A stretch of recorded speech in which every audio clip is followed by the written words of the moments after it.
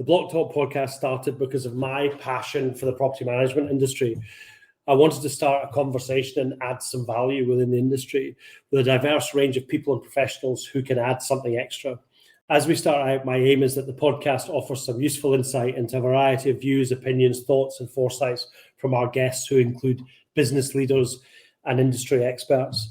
If you enjoy the podcast and want to find out any other information, head on over to brianwelsh.co.uk.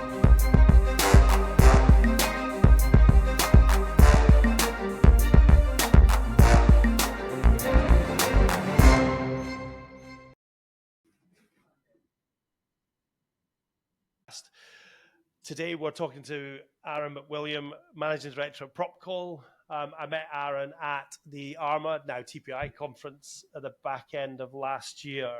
Aaron's responsible for the day-to-day management of the business across everything from operational service delivery, business development, customer service, marketing, and process improvement. So I guess he's very busy. Anyway, how are you doing, Aaron? Good to see you again.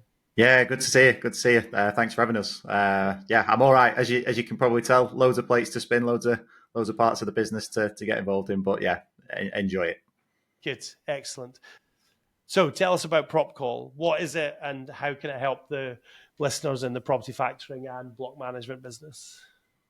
Yeah, smashing. So Propcall initially started as an out of hours sort of emergency call handling service specifically for property management. So dealing with a range of things that in blocks and in residential, whereby people will have emergencies or what they think are emergencies after office hours. If you think there's 128 hours a week outside of hours, we specialise in covering those for emergency call answering, including things like video calls. Where we started in out of hours, we've actually expanded the offering into a full 24-hour service. So we do, your daytime call answering as an overflow. We can even do daytime outsourced property management through the day as well. Right. Okay. Excellent. So your website says the best piece of advice you've had is to go with a solution to a problem. I would totally agree with that. Can you tell us why you like that advice, and what's your second piece of advice, and the worst as well? Yeah, I love that advice because it sort of engages the old problem solving part of your brain. You can get the wrong answer to something. You've got a problem. You go to someone that might have more experience with what you think is the solution, and even if it's not necessarily the right answer, you've engaged that problem solving part of your brain, and there's an element of growth from it. Having someone tell you something doesn't really always sink in, whereas actually trying to figure something out and then learning from it is a big part of growth personally from a professional development perspective. And I think if you get teams involved in that sort of mentality, it's quite useful across the business, not just in property management, but actually in every corner of the business. Yeah. I think one of my second favorite nuggets of advice was don't make the exception the rule. People often get quite hung up on a lot of what ifs and a lot of sort of, this happened one time. We had this one customer had this instance and this sort of happened. And I think while there's a lot of risk management and always making sure you cover for as many eventualities as possible, it's kind of making sure that you don't waste time on things that are actually very minor in the grand scheme of things. For us, we could have a freak instance at a site managed by a client, and people might think, oh, well, we need to immediately change all the processes for this, and we need to upgrade all these softwares and do all this and do all that. And then when you look at the actual outcome from it, it's the first time it's happened in 4 years. Does it warrant 40 hours worth of everybody's time, or is it something we can put a sort of a different method in and focus on the bigger picture stuff? Yeah. I think a lot of people do that. I think a lot of people that do that maybe very early in their business because they're trying to be everything to everybody, right? And something happens and they think, oh, wow, now that's a niche. Well, it's only a niche for 1 minute in every year, so it's not really a niche, is it? Right? So Yeah, look, if something happens regularly, yeah, absolutely, you start to build things, but it's kind of prioritizing. You can jump something straight to the front of a queue for a fix when actually it is an exception. It's not a rule. Yeah. A customer might want one piece of information in a regular monthly report that you send out, but it might only be one customer in 300 that's actually interested in that information. So, are you gonna butcher everything you've built for one particular need? We have the same thing in software, because you do get. I've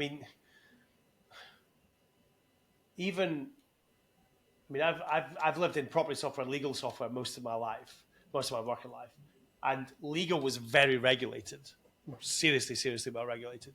So you would get, the product would pretty much do the same thing for most firms, but they would use it in different ways, obviously. And you did get nuances and stuff like that. But I remember, because it was a legal software for my first part for, and then remember going into property factoring software. That's longer ago than I care to remember, and it struck me how different everybody works, right?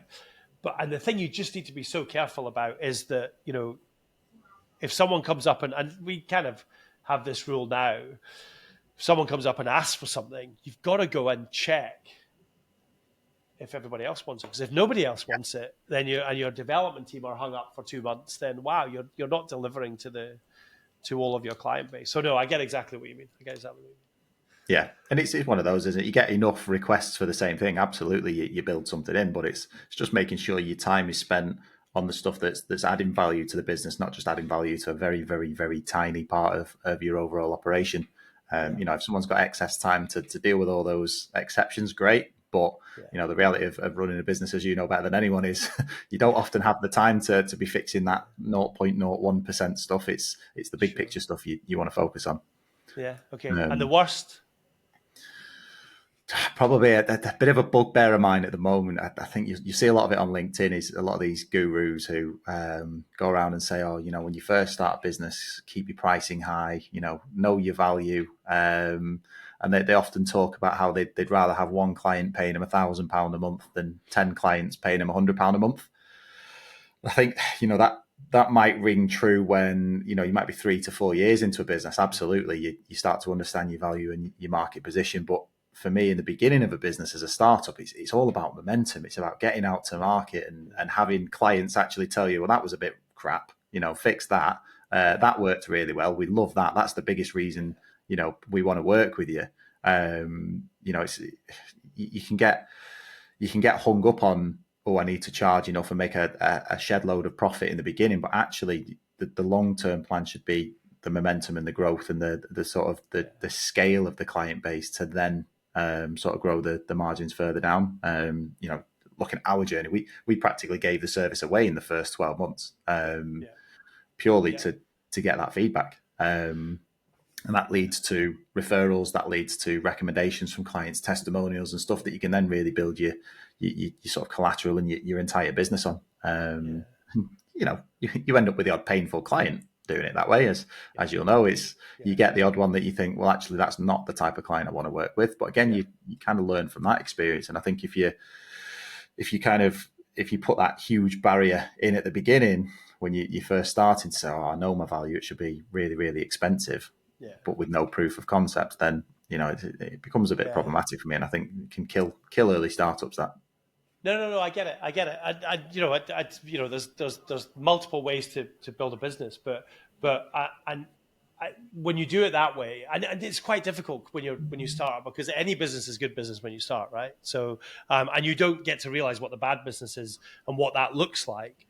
But then, you jettison the bad stuff, and you've already shown value. And as long as the thing I struggle in business with is people who know the price of everything and the value of nothing. Yeah. That is a challenge in that argument. But if you're speaking to people who understand what value is and how it can be, and how much that value is worth to them, then yes, absolutely, I entirely agree with you. But and sometimes you need to convince people of the value. So I think the value piece is a lot easier to display when you've built up that bank of clients. yeah, It's if you look comparatively to your first year clients and then your second and third year clients, they're getting the exact same service, and you could almost triple your price with the first year clients, and they'd still think it was great value. yeah, But without that proof of concept, without that sort of, I guess, social proof and the proof of delivery, it's hard to really justify that value. So that's why I'm a big believer in the price isn't your main thing. It's not about having huge margins and knowing your value from the beginning. I think a lot of it's proof of concept, proof of market interest, and then refine it from there. Yeah, no, I agree. I am just thinking about that question because no one's actually ever asked me what the worst piece of advice I've ever had is, and I don't know if this was a piece of advice or not. I remember when I started out, the one thing that I wanted to make sure was that I looked after the team, and I think it's because I'd worked for many companies before where actually, the benefit was. Be grateful you've got a job and there's your salary at the end of the month. And I remember phoning a guy up, and I won't go into who he is. And I knew him from a previous business life, and asked him if he could sort me out. Now we'd literally started and we didn't have a huge amount of money. How much is it going to cost me for death and service benefit for the team? Private healthcare for the team, this for the team, that for the team, pension contributions, blah, blah, blah, blah, blah. You'll need to bleep this one out, by the way, Jax. And his answer was, why the fuck would you want to do that? And I said, what do you mean? He said, just keep the money for yourself. And I said, that's not what it's about, man. That's just not what running a good business is about. And needless to say, I don't do business with a guy in any way, shape, or form. And but it just made me realize that actually there's some really good employers out there and there's some really, really bad employers out there. And team, we've had this conversation before when we were at the conference, and, team is just such an important thing. You've just 100%. got to look after them, It's interesting that you kind of reminded me of not necessarily, again, a piece of advice, but an approach that you tend to find a lot of people in business sort of think is the right way. And they always think, oh, if only I had 10 of myself, oh, if only I had 10 of me to do everything. And as well as it being egotistical, it's actually quite problematic. The part of the beauty of running a business and the benefits to running a business with a varied team is it's the skill sets and the mindsets and the viewpoints of people are so different that it's a huge benefit to the company overall. Yeah.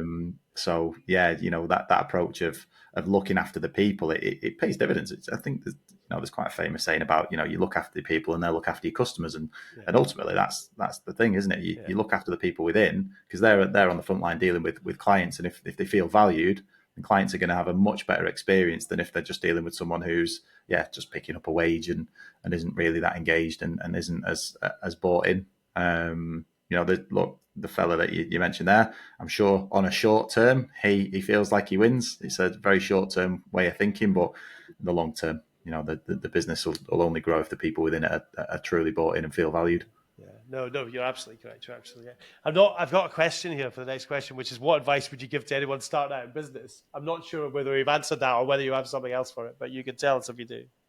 Yeah, no, I get asked this quite a bit, actually. I've got a lot of friends who are quite entrepreneurial, and a lot of people, in my social circles are actually starting their own businesses and going off and taking the plunge. And the big thing I always say is stop trying to get everything perfect before you go to market.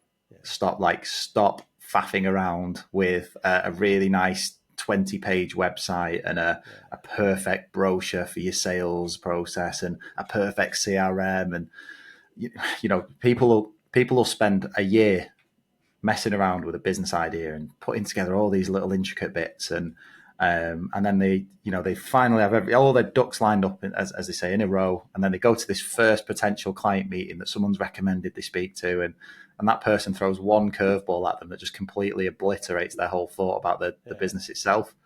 For me, it's all about just get your MVP, get your minimum viable product out there, get to market, get in front of some potential customers, get absolutely grilled. Some people will throw curveballs at you that you didn't think about. Come back and revamp things based on that. And then when you have figured that out, then spend as much time as you want faffing around with a perfect website and stuff. But it's just get out to market. The failures along the way when you don't have everything perfect in place are actually what helps you build a proper business. Yeah. If you're not failing, you're not learning, right? So 100%. Yeah. MVPs are real because obviously that can be used from a software product point of view, from a whatever you're selling point of view, but also the business as well. What is that? Why would you spend 4 months doing the last 5% when you can actually get talking to people with a 95, right? So, okay, cool, good. Okay, so what challenges do you think are facing the kind of industry now and in the next 3 years? I think so my background pre-Propcall wasn't in property management. So I think that the biggest thing that I've seen over the past few years and that the industry is currently facing is recruitment. I think that if you look at the talent market and the way I feel like since COVID that the industry's kind of cannibalized itself a little bit in terms of talent. You look in the block space as a prime example. You'd have a junior member of staff join on, say, 25k a year, and then they'd be poached by another company who are really desperate for staff on another 5k a year extra 6 months into the role with very minimal experience. Then another company goes, oh, well, they've got property management experience. We'll pay them 5k more than what they're on now. And before you know it, this person's gone 2 years in industry, jumped between 3 or 4 businesses, hasn't actually gained enough experience at each business for long enough to really warrant that pay increase. And ends up in a really expensively, a really high paid role with actually very little sort of experience. And, you look at some of the technical and the legal knowledge that sort of senior property managers need to have. And that, the industry is at a point now where the cost of talent is so high because it's kind of cannibalized itself and people have gone round in circles between businesses. And I think that's a big part of why people are looking to outsource. I think you look at the outsourcing market; it's become huge within property management because the talent shortage is there. I think moving forward, I think that will balance itself out. I think as people take a new approach on, it's not necessarily experience you need to work in the industry. I've started to see a big shift, and we've always sort of worked on the basis of we hire on sort of.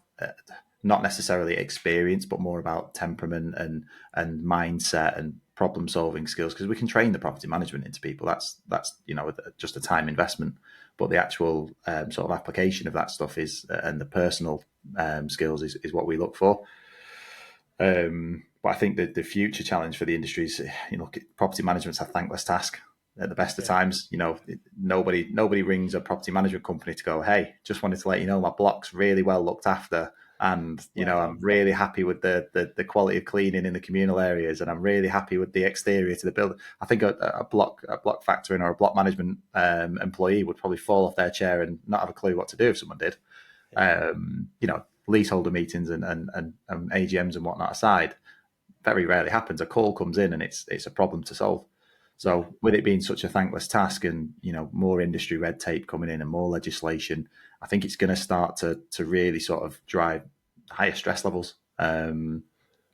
It's quite fortunate that what we do, I guess, it provides a bit of work-life balance, particularly on the sort of out of hours. So I feel like we're helping to sort of shift some of that weight from people's shoulders, at least to get to, go home on a Friday and disengage their brains a little bit.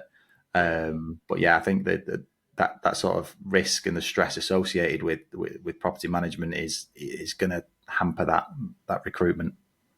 Yeah. No, I don't disagree with you. And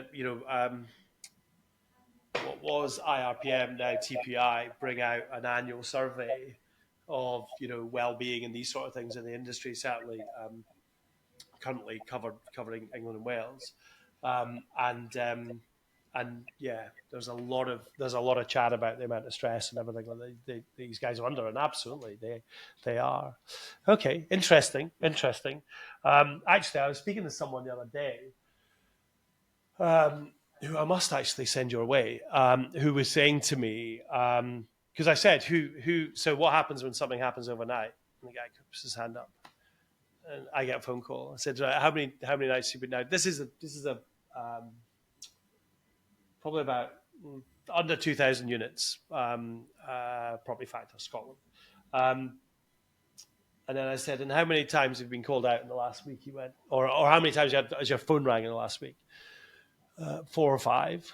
And I was like, bloody hell, that's quite bad. I mean, I've got a very, very good friend of mine who is a surgeon, and he gets called out on a regular basis, but hey, he expects to, right? So when he's on call at night.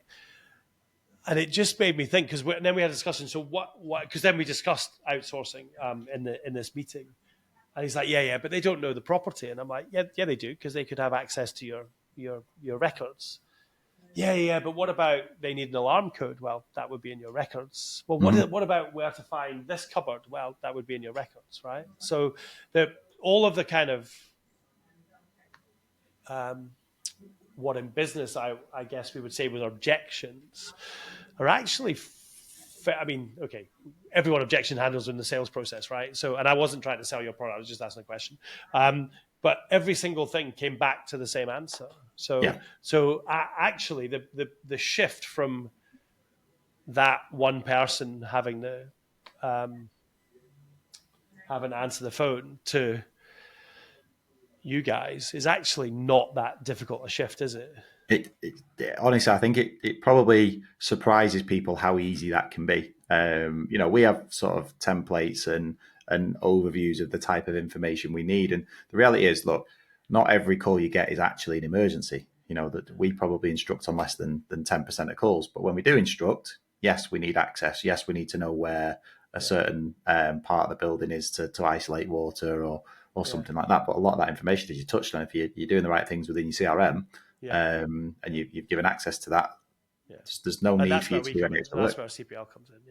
Yeah, 100%. You've got that information there. It's all easily accessible. We log in, we access the building information, we instruct a contractor to attend, and quite often, some of those contractors might actually already be familiar with the building anyway. We don't just work with our own network of suppliers. Actually, if a client comes on board and they've got a plumber who will go out at 3:00 on a Sunday morning, absolutely, we'll default to those, and they might even have experience with the building. But it's not that difficult to outsource what is it has a surprising knock-on effect. That one call in the middle of the night might feel like nothing. It might be 5 minutes, but that's disturbed your sleep, and then you wake up the next day and you're probably operating at about 70% because you're tired, and then the missed opportunities that come as a result of that. And from a staffing perspective, if that responsibility is handed down, the stress and anxiety that comes when that phone rings. We've had clients say to us that the best part about sort of working with us is that knowing that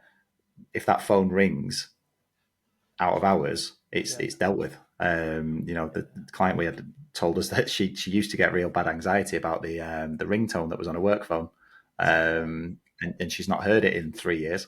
Because that out of hours phone never rings anymore because it just bounces it straight out to us. I bet if she's in a pub or something like that, she hears that ringtone, she freaks out because it's the association, isn't it? I've been there myself. I've when we first started the business, it was myself and 4 people. Thankfully, I'm lucky enough now. There's just over 50 of them. So there's a few layers between me and those sort of middle of the night escalation calls to management, because we go through that process internally before we default to a client. We really don't want to disturb people out of hours unless we absolutely need to. Yeah. And when I was the one on call, I had this rubbish Samsung phone with a terrible ringtone. And if you ask my wife now, as soon as she hears that ringtone anywhere, it freaks her out.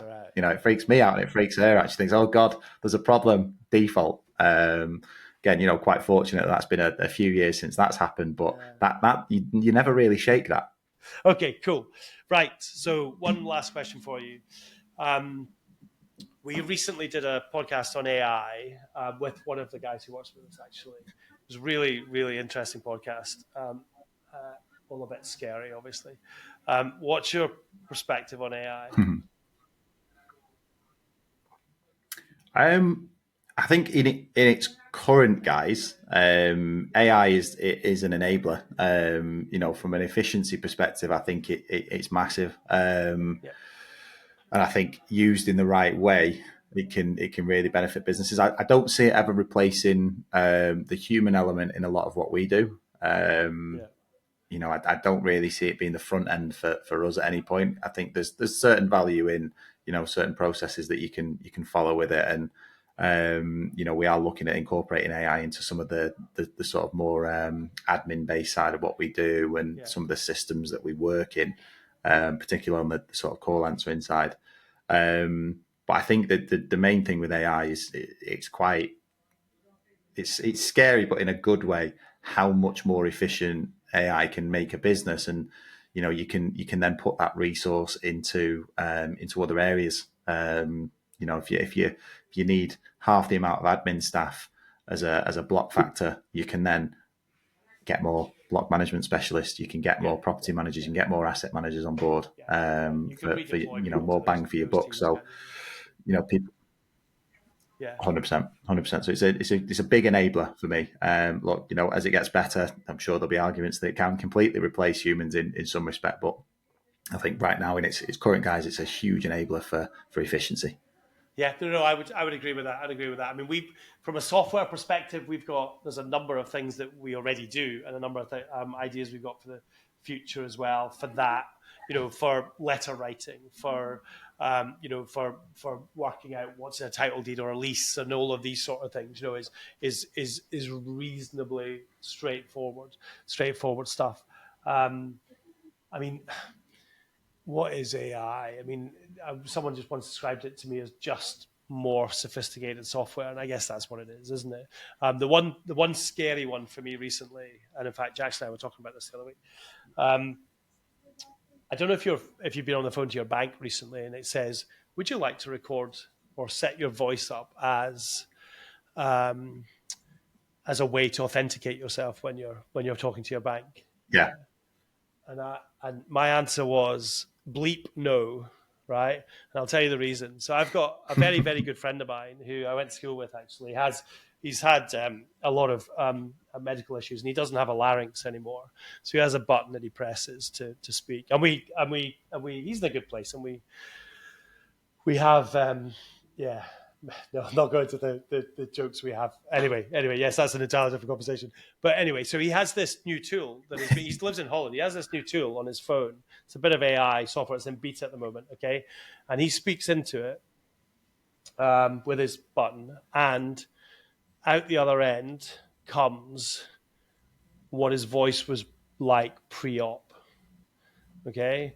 Wow. Now, this technology did not exist pre his op, so they have actually recorded it from home videos and videos that they had. Wow. And I will tell you that it is just him.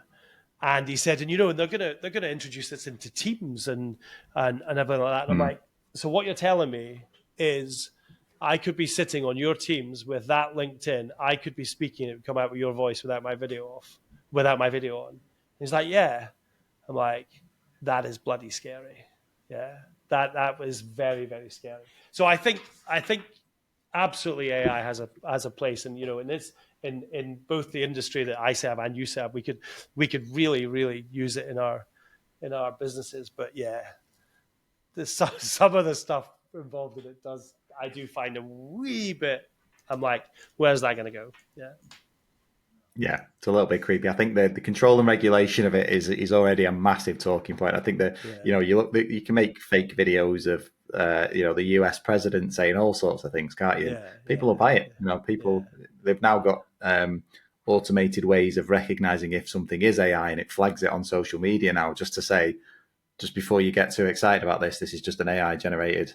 But again, as it gets more sophisticated, it's going to be harder to track what is AI and what isn't. Because it's going to be fighting against each other, isn't it? To see who wins that battle. Yeah. Okay, brilliant. Aaron, thanks very much for coming on. That's been really, really useful. Thank you.